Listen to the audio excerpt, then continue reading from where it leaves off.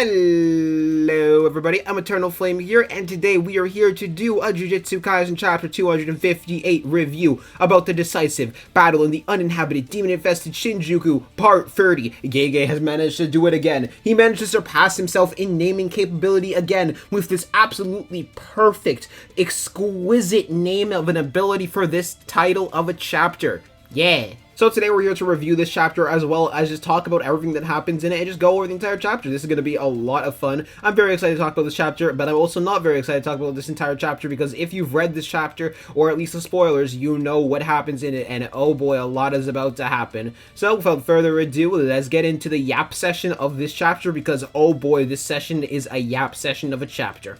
As the chapter starts out with us immediately seeing the result of when Yuji smacked Sukuna in the back with a black flash, smacking him up into another level of a building. And it's really, really impressive, but we get some narration text. So let's get into reading this. As the narrator says, after his two black flashes, Gojo Satoru was able to establish a unique reverse curse technique, relay, in his awakened state.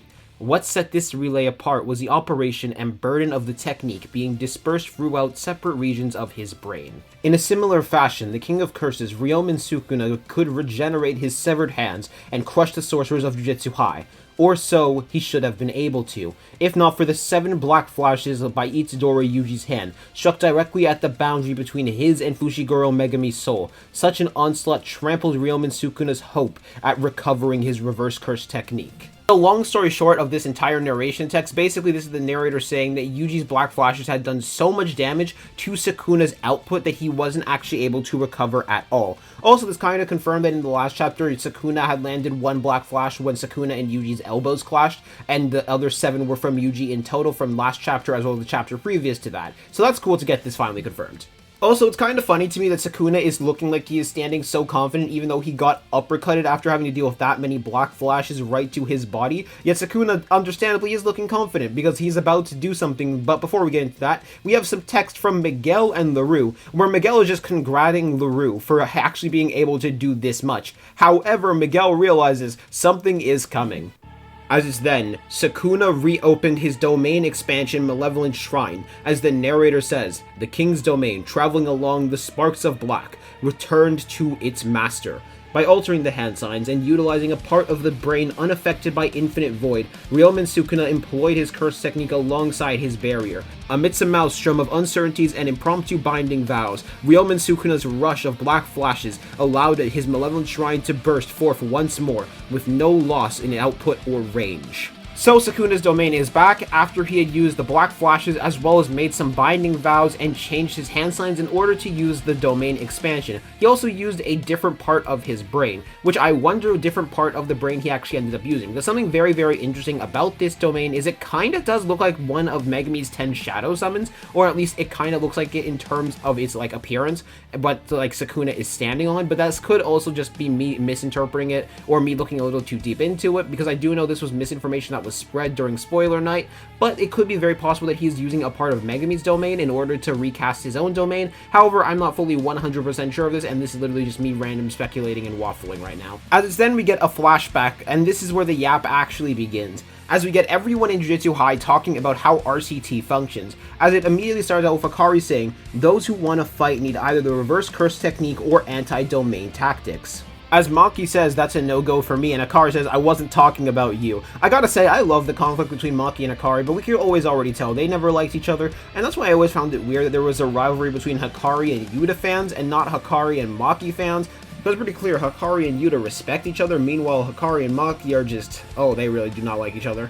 As Choso himself says that himself and Yuji would be fine with reverse curse technique. But Yuji is confused because he doesn't actually understand why they'd be fine.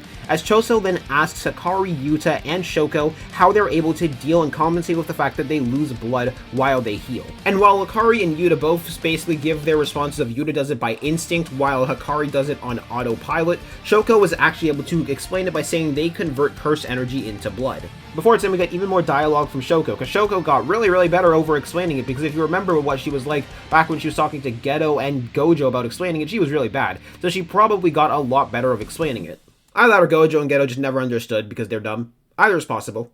As Shoko then says, There are tons of people who can use the reverse curse technique, but can't heal others. One reason is the fundamental difference in use, another the body of the target refusing the treatment. There are cases where the curse energy of the one healing rejects the process, and cases where the curse energy of the one being healed doesn't respond to the conversion. That's why the efficacy of my treatment is often case by case. Man, I might make a reverse curse technique explain video in the future just so we can go over everything we know about it so far, because this is some information that we just got and this is going to be very, very useful for our understanding of reverse curse technique. But we can continue on with what Choso says into response now. As Choso says, that's what I thought. My body allows me to convert curse energy into blood. If Yuji absorbs our brothers, he should gain a body capable of that alongside some curse technique.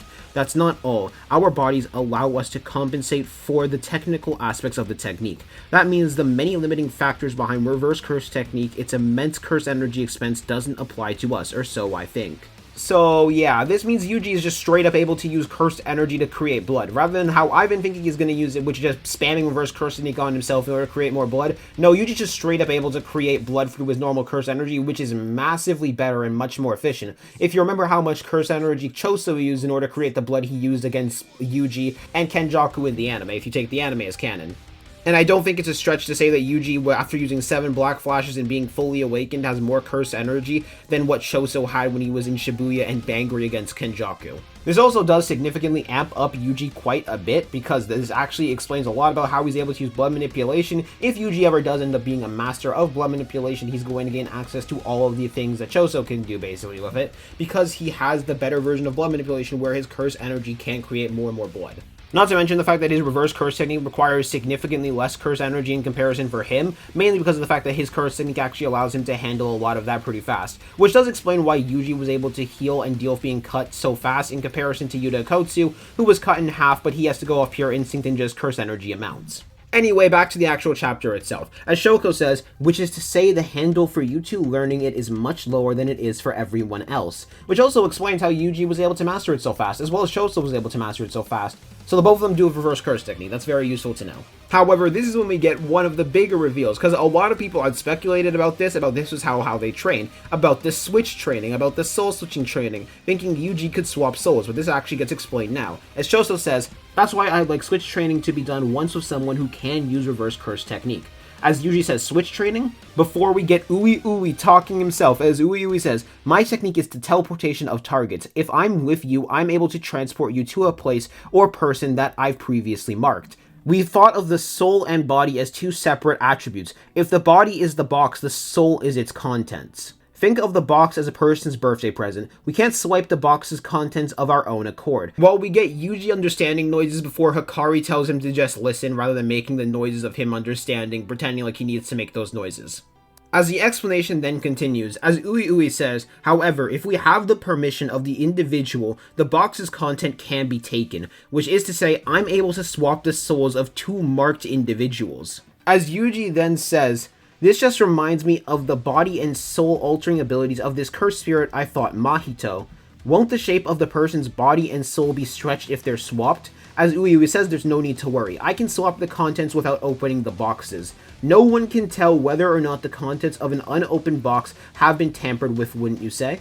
Now, this is something very, very important to know now about how soul training works, where if someone goes into the body of somebody else, they basically instantly or near instantly learn the secrets of how their curse technique works, as well as how to use their abilities. For example, Yuji, once he goes into an RCT user's body, should have a full understanding of RCT, as we see now, which is going to make it even easier for them to learn how to use RCT, which is absolutely insane. Which makes me wonder, if someone were to go inside of Gojo's body through Ui's technique, would they gain access to the 6 size level of perfect energy control, because we know the 6 size is a body trait and not actually a curse technique, but we probably are never going to find out about that. Oh, by the way, this also means that Ui is able to hit Mahito because he should be aware of the soul through his technique. However, back to the chapter, this is when we get something else that's very, very interesting explained, as Kusakabe talks to Itadori, saying, Itadori, the speed of your growth as a sorcerer has been tremendous. Do you know why that is? And of course, Yuji thinks it's because of his talent, but Kusakabe says it was Sukuna. If you do certain movements over and over again, whether it be in sports or whatever, it'll become muscle memory. Sukuna created his technique in your body, which means your body remembers using extreme special grade jujitsu. You can thank him for your exceptionally quick understanding and growth. We'll be doing the same practice with switch training. You'll swap with me first. I'll hammer into your body my curse energy manipulation of foundational barrier technique, the simple domain. Now, this is something very, very important to understand right now. Number one, this explains very, very heavily why Yuji is able to grow at such an incredible pace, but this also would explain why potentially Yuji started to feel stronger after the Battle of Shibuya, mainly because of the fact he would have had full experience of what controlling 15 fingers worth of curse energy control and what that amp should do to his body, which would massively amplify his curse energy in terms of control, which is why Yuji probably at the start of the Mahito fight was much stronger than what he was when he fought against Choso, and then Yuji got the Black Flash amps and got much stronger from that, becoming a demon god later on into Shibuya. However, I will say Yuji's talent with the Black Flash is more than likely because of Yuji himself rather than because of Sukuna, and the reason why I say that is purely because of the fact Sukuna never used a Black Flash in Yuji's body. Like, never ever. Same with Divergent Fist. Those things likely came as a result of Yuji's control as well as Todo teaching him how to properly use it. But Sukuna being there certainly helped nonetheless.